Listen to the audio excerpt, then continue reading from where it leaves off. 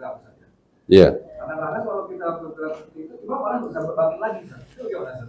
Bangkit itu udah selesai sujudnya. Oh, terlalu cepat sekali kalau begitu ya. Terlalu mungkin tidak tumakninah kalau begitu. Bagaimana kita belum turun sujud, imam sudah bangkit dari sujud. Sepertinya tidak tumakninah ya. Muskil itu. Ya. Ya kalau ada seperti itu ya dan kita tahu dari awal tidak tumakninah kan nggak sah ya. Insya Allah itu tidak tumakninah itu. Mungkin yang lain juga seperti itu. Allahu Akbar. Allahu Akbar. Kalau kita yakin imam itu selalu seperti itu ya jangan. Jangan sholat di belakang dia. Kecuali kita nggak tahu lagi mampir di sebuah masjid. Ya ikuti saja semampu kita. Wallahu a'lam. Jadi nggak boleh batas. Ya. Misal di rest area ketemu yang nggak tumanina. Enggak, maksudnya kita tahu ya, mungkin di masjid kita atau kita tahulah di masjid itu imamnya nggak tumakninah, kita tahu. Seperti yang terkenal itu taraweh di mana itu, yang 7 menit apa 6 menit itu kan, ya udah jelas nggak sah, nggak boleh diikuti. Nggak sah, persis seperti sabda Nabi, sholli fa innaka lam tusalli. Sholatlah lagi, kamu belum sholat, maksudnya nggak sah. Tidak ada tumakninah. Nah, kalau kita tahu si fulan kok selalu seperti itu, ya jangan ikutin dia. Kecuali nggak tahu, udah takbir, ya semampu kita. Iya, kalau masalah baca Al-Fatihah kan nggak masalah. Yang penting tumakninah. Baru Ar-Rahmanir Rahim sudah ruku, ya udah ikut ruku, nggak masalah itu. Yang penting tumakninah. Ya. Mengenai baca bismillah pada saat yang berwudu di kamar mandi. Menyatakan bahwa di kamar mandi itu najis, kotor, dan tidak bisa baca bismillah di dalam kamar mandi bacaan dulu. Dibacanya di luar, saat masuk. Nah ini adalah tentang ini. Maka boleh kita membaca bismillah. Ini butuh dalil ya. Ini butuh dalil.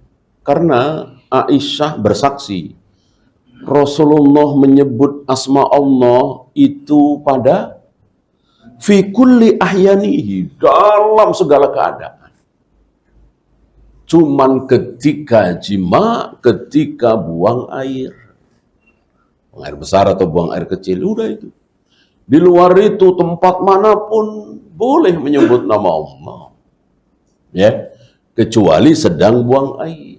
Di tempat buang air butuh dalil. Ya, maka di samping kita ada toilet, kloset, kita wudhu, pancuran, itu kan rata-rata kan bersih ya. Rata-rata kan sudah bersih. Nggak masalah. Ya.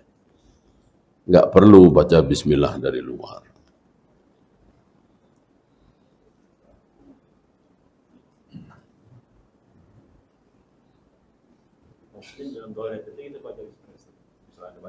Iya, yang karena memang di zaman Nabi kan tidak ada tempat khusus ya. Artinya kan Rasul dan para sahabat itu buang hajat di padang pasir. Ya. Nah, sekarang ada tempat khusus bernama toilet. Kemudian muncul hukum baru. Ini kan butuh dalil. Gitu. Sama seperti orang yang berpendapat, ya bukan orang ya, ini ada ulama berpendapat, kalau wanita itu ikut sholat berjamaah di belakang dan sudah ada hijab, maka tidak berlaku lagi sabda Nabi sebaik-baik wanita softnya paling belakang karena sudah ada hijab. Ini kan butuh dalil. Butuh dalil. Ada hukum baru kan dari zaman Rasul, Abu Bakar, para sahabat, tabi'in, Masjid Nabawi, ada hijabnya apa tidak? Tidak ada. Tidak ada. Banyak dalil yang menunjukkan bahwa di Masjid Nabawi nggak pakai hijab. Oleh karena ini Nabi mengatakan para wanita ketika sudah salam segera pulang dan seterusnya dan seterusnya. Karena memang nggak ada hijab. Nah sekarang ada hijab. Lalu muncul hukum baru karena ada sesuatu yang baru. Sesuatu yang baru ini tidak pernah dicontohkan oleh Nabi dan sebuah kekeliruan tentunya. Ketika saf laki-laki dan saf perempuan pakai hijab, bagaimana kalau imam sujud tilawah, baca ayat sajdah? Berantakan kan saf perempuan. Karena kan takbirnya sama. Bagaimana kalau imam lupa? Dan seterusnya dan seterusnya. Maka hijab yang dipasang untuk membatasi saf laki-laki dan saf perempuan sebuah kekeliruan. Gitu. Berangkat dari kehati-hatian dan itu sebuah kekeliruan. Nah, dari kekeliruan ini muncul hukum baru. Ya. Kan nggak mungkin sebuah kekeliruan lalu muncul hukum baru. Saat saya makan dan minum sambil berdiri, saya ditegur karena pengetahuan ilmiah mengatakan bahwa minum berdiri tidak baik. Bagaimana menurut? Ya, yang dibahas oleh Islam tentu tidak baik dan buruk menurut kesehatan, kan? Tapi boleh apa tidak? Boleh apa tidak? Nah, dalam hal ini minum misalnya ada dua riwayat. Banyak sekali yang melarang. La yasrabanna ahadukum qa'iman. Janganlah salah seorang dari kalian minum sambil berdiri. Bahkan jika terlanjur minum sambil berdiri maka muntahkan. Kan berarti tegas kan? Ya. Tapi Ali berani. Ketika duduk, minta minum, sengaja berdiri. Ya, kalau nggak usah berdiri sambil duduk minum, lebih enak kan? Sengaja, ini di hadapan pasukan. Sambil berdiri, sambil minum. Dengan mengatakan sengaja aku minum sambil berdiri untuk menunjukkan kepada kalian bahwa ini boleh. Biasa kami di zaman Nabi minum sambil berdiri. Lalu bagaimana hadis tadi? Mansuh. Jadi larangan minum sambil berdiri mansuh. Apa boleh sengaja tidak menagih hutang dengan harapan mendapat pahala sedekah tiap hari? Boleh, dan kalau memang diikhlaskan disampaikan supaya dia tidak berdosa, ya kan? Supaya dia tidak berdosa. Udah nggak usah Bapak bayar ya, sudah saya ikhlaskan, gitu, disampaikan. Kalau tidak disampaikan dan dia tidak ada niat untuk membayarkan, kan dosa, kasihan dia. Tapi gini, kalau misalnya kita sendiri, kadang-kadang kita merasa kasih utang ke orang, dari awal kita udah tahu ini nggak bisa bayar. Kemudian pada saat itu kita, kalau dia nggak bayar, ya udah saya ikhlaskan. Bukan seperti itu, tanpa kita mau dia.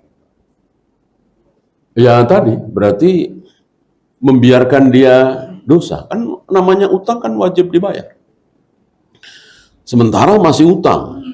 Orang kita nggak bilang sama dia, sudah saya ikhlaskan. Ya. Maka yang terbaik adalah kasih tahu. Agar dia tidak berdosa. Kecuali kita memang berharap uang segitu bagi kita ya bukan uang kecil, kita berharap kembali. Ya kita tunggu sampai dia mampu. Nah, ketika menunggu itu kita dapat pahala sedekah. Sambil menunggu sampai dia mampu. Luar biasa pahala orang yang menunggu-nunggu tagihan, ya. Pahalanya besar.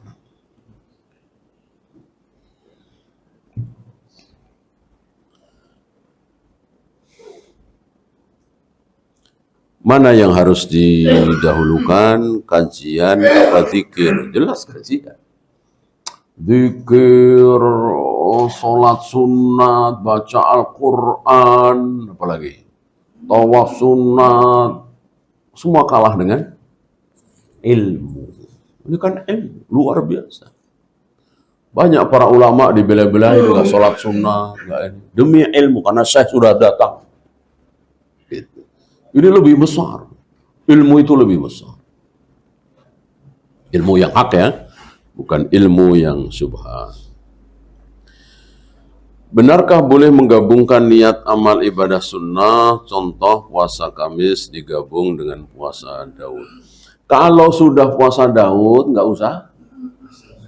Iya, nggak usah diperhatikan Senin, Kamis, 6 hari di bulan Syawal, Ayyamul Bid, apalagi.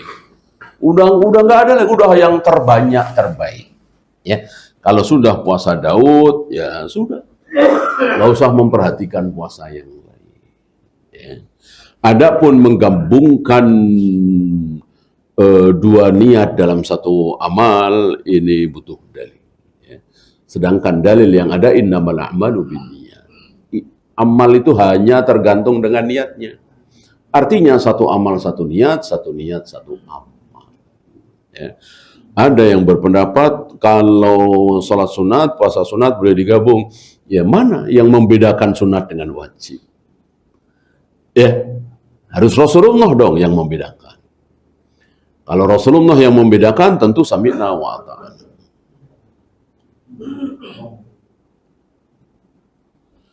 Saat memasuki masjid, ada yang memberi salam, padahal orang yang di masjid, ada yang sedang sholat. Ada yang doa dan lain-lain. Bagaimana menjawabnya? Yang bisa menjawab, yang sedang sholat memberikan isyarat, ya kan? Dengan punggung telapak tangan. Ini artinya apa? Salam dalam Islam ini luar biasa. Kita tahu istri kita sedang sholat di kamar, kita masuk kamar, disunahkan salam, disunnahkan. Luar biasa ya. Sementara kita kadang udah tahu tidak sedang sholat saja kita nggak kasih salam. Ya. Karena memang ya udah di rumah dari tadi kan. Orang keluar pisah sebentar ke kamar mandi atau ke dapur, ini ketemu lagi di ruang tamu. Masa ngasih salam lagi? Jawabnya, iya ngasih salam. Wallahu a'lam. Ya. Yang isyarat itu lidah sama lisan ikutan juga. Enggak, isyarat saja. Ya kalau lisan ngapain pakai isyarat? Justru dengan isyarat itu karena lisan kita konsentrasi ke bacaan sholat.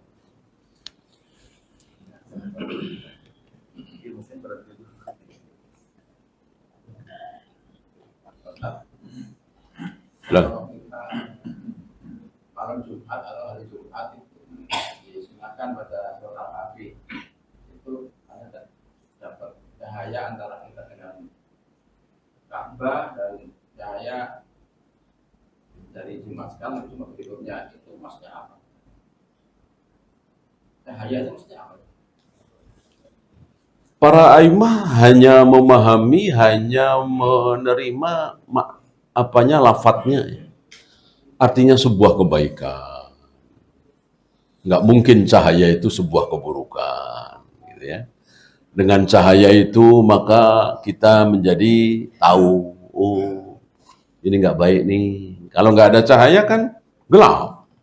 Artinya kita nggak tahu ini baik apa buruk. Ya, gimana tahu orang gelap? Nah, dengan cahaya maka kita bisa tahu. Oh ini hak, oh ini batil, oh ini benar, oh ini salah. Ya, ya hanya memahami manfaat dari cahaya itu. Wallahu. Saya baca di Fathul Bari ada dua yang secara kencing ya, kencing berdiri dan kencing duduk itu ada. Tapi ini kan ada dua yang berselisih gitu ya. Itu ada nasib-nasib ini nggak?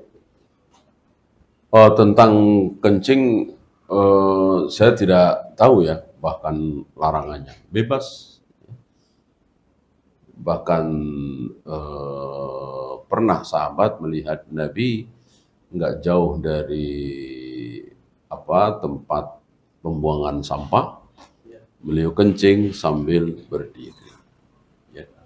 Jadi nggak ada larangan. Yang ada larangan tadi, minum sambil berdiri, tapi ya itu tadi, mansuh. Wallahu a'lam. Kalau masalah Bismillah, apa namanya, isyarat punggung. Bapak tangan itu contohnya gimana ya? Punggung. Ini kan punggung. Ini kan batan. Saat sholat terus gimana? Iya, punggung begini. Ya, menurut dianggap. Tidak seperti ini. Hah? Yang ngasih salam Yang ngasih salam kenapa? perlu lihat. Ya bukan urusan kita ya, mau lihat mau enggak. Ya biasanya ngasih salam kan mungkin sambil ngeliatin ya kan.